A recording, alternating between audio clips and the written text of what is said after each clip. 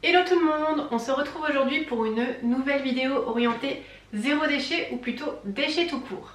Je vous explique la situation, je me suis inscrite à une formation en ligne dédiée au zéro déchet dans laquelle on va nous donner quelques astuces pour réduire notre consommation au quotidien. Ils nous ont aussi donné un défi qui consiste à noter tout ce qu'on va jeter à la poubelle, que ce soit dans la poubelle d'ordures ménagères ou la poubelle de recyclage, durant une journée. J'ai trouvé l'expérience plutôt sympa parce que finalement, jeter à la poubelle c'est devenu un geste ultra banal. On le fait sans même s'en rendre compte, moi y compris. Du coup, j'avais envie de voir un peu ce que représentait une semaine de déchets. Et surtout, ça a aussi pour objectif de voir ce qui aurait pu être évité ou non. Donc j'espère que vous êtes prêts à suivre cette expérience parce qu'elle commence maintenant.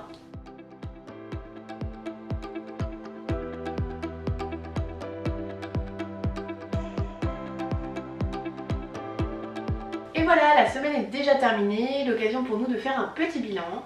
Alors j'ai noté dans mon petit carnet tout ce que j'ai jeté cette semaine. Ça correspond à 1,5 kg de déchets pour la semaine complète pour 2 personnes. Ça me paraît énorme et en même temps ce serait ce que jette une seule personne sur une seule journée. Donc finalement on s'en sort pas si mal. L'objectif de cette vidéo était pour moi finalement de voir ce que je jetais encore dans mes poubelles et d'y trouver des alternatives. Donc j'avais envie de partager avec vous ces alternatives là tout de suite. On commence par le papier cuisson, alors qui est un déchet qui se jette à la poubelle. Le papier cuisson finalement peut être remplacé par des tapis de cuisson ou feuilles de cuisson réutilisables. Il se trouve que moi j'ai un stock de papier cuisson à écouler. On a aussi les papiers fraîcheurs que j'ai quand je vais acheter ma charcuterie ou mon fromage à la ferme. Alors pour ces déchets là, finalement, vous avez les achats en vrac, qui est pour moi une chose super intéressante à mettre en place quand on veut limiter les emballages chez soi. Et on a également donc le fait de ramener son propre contenant directement au supermarché ou chez votre producteur. Il se trouve que la ferme dont je vous parle n'accepte pas pour l'instant les contenants des clients, mais ça viendra un jour. Je reposerai la question à l'occasion et j'espère pouvoir bientôt retirer ces emballages-là de mes poubelles. On a aussi le pot de fromage blanc donc, qui est conditionné dans du plastique, c'est le cas dans tous les supermarchés d'ailleurs. Moi je l'achète en local, malgré tout c'est dans un pot en plastique. Je sais que quelques producteurs en conditionnent dans du verre. Malheureusement près de chez moi il n'y en a pas. On a aussi alors les croquettes de mon chat que j'achète en ligne, donc que j'ai fait venir en livraison. Clairement c'est ce qui a plombé ce compteur de kilos parce que l'emballage des croquettes pesait 150 grammes, donc ce qui représente plus de la moitié en fait de mes emballages non recyclables, et le carton de croquettes 730 grammes, ce qui représente là encore la moitié de mes emballages recyclables. Alors comme vous pouvez le constater, les livraisons on génère beaucoup de déchets en fait. On a le carton, ce qui protège, les boîtes. On va avoir aussi le transit, finalement on n'y pense pas, mais le transit qui sert à la livraison tout simplement. Du coup, si vous le pouvez, limitez les livraisons. Là moi en l'occurrence c'est des croquettes spécialisées, donc j'ai un peu pas le choix, mais qui sait, peut-être qu'un jour je les trouverai en magasin aussi. On a ensuite les emballages recyclables, mais qui ne sont pas à négliger, puisque finalement le déchet qui va le moins polluer est celui qu'on ne génère pas, donc autant essayer d'éviter ce qui est possible. A commencer par les publicités. Alors j'en reçois encore malgré l'autocollant Stop Pub que j'ai sur ma boîte aux lettres. C'est rare mais ça arrive. Donc ce que je peux vous conseiller c'est finalement de mettre un Stop Pub sur votre boîte aux lettres. Vous en trouverez dans les magasins en vrac, vous en trouverez dans les associations zéro déchet et peut-être même dans votre mairie ou ce genre d'établissement. N'hésitez pas à demander et d'en coller un parce que vous verrez que ça limite grandement le courrier que vous recevrez. Et souvent le courrier est inutile parce que je pense que 2 fois sur 3 ça part directement à la poubelle. On a les boîtes de mouchoirs. Là c'est tout simple, c'est le mouchoir en tissu. Je ne jette pas la pierre jusqu'à là.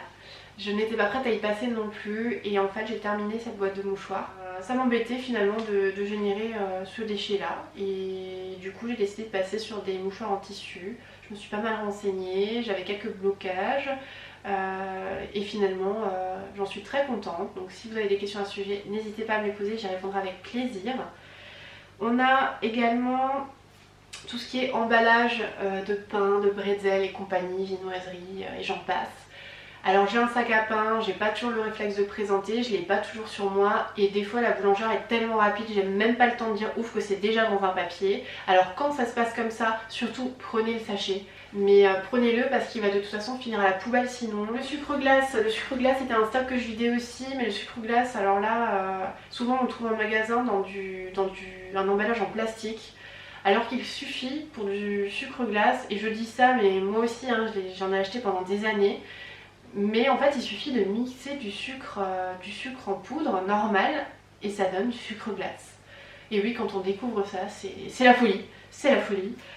C'est hyper simple, vous pouvez vous en faire un stock super rapidement, il suffit juste d'avoir un mixeur. Donc si vous avez ça, optez finalement pour le faire vous-même et ça réduira l'emballage en plastique et ça coûte moins cher. Et voilà, on a fait le tour des alternatives zéro déchet qui sont possibles pour les déchets que j'ai générés cette semaine.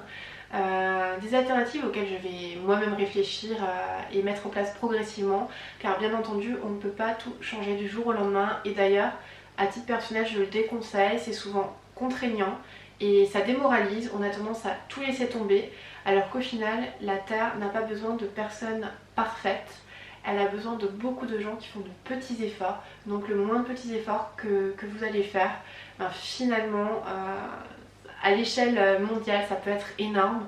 Vous le voyez là, moi je mets des choses en place progressivement à mon échelle.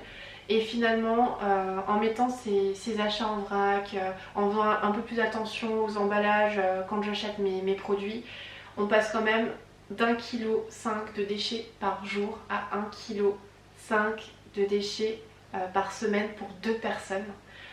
L'effort n'est pas négligeable et imaginez-vous si on faisait tous des petits efforts qui réduiraient même juste un peu les déchets qu'on génère, ce serait énorme. Donc voilà, je vous encourage à mettre en place petit à petit quelques-unes de ces alternatives ou d'autres qui vous correspondent mieux. De mon côté, je vous mettrai un article sur le blog à ce sujet, donc au sujet de cette semaine de déchets avec les alternatives proposées. Je vous mettrai le lien en description. N'hésitez pas à liker la vidéo si elle vous a plu, à laisser des petits commentaires. N'hésitez pas à me dire si vous voulez aussi que je vous propose une vidéo sur les alternatives zéro déchet que j'ai de manière générale à la maison, parce que là je ne vous les ai pas toutes présentées. Il y en a plein d'autres que je mets en place mais qui ne faisaient pas forcément l'objet de cette vidéo. Donc n'hésitez pas à me le dire. On se retrouve dans 2 semaines, même jour, même heure, pour une vidéo qui sera sûrement orientée cuisine. D'ici là, je vous souhaite une belle journée ou une belle soirée et on se dit à très bientôt.